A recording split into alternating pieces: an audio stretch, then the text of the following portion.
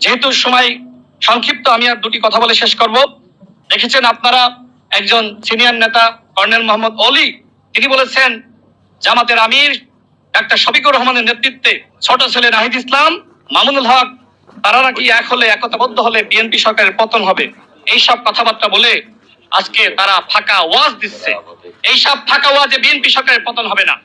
BNP সরকারের মাননীয় প্রধানমন্ত্রী আজকের বাংলাদেশে বিনয়, নম্রতা, ভদ্রতা, আন্তরিকতা এবং সমর্মিতার যে সংস্কৃতি চালু করেছেন, এটি দেখে মানুষ মুগ্ধ হচ্ছে। আপনারা দেখেন নাই গতকাল প্রাইমারি স্কুলের শিক্ষার্থীরা কিভাবে মাননীয় প্রধানমন্ত্রীর কাছে এসে তার কাছে আবদার জানাচ্ছে। আপনারা কল্পনা করেছিলেন যে এইভাবে একজন প্রধানমন্ত্রীর কাছে যাওয়া যাবে? একজন প্রধানমন্ত্রী এইভাবে আমাদের মতন জনগণের সাথে জেমে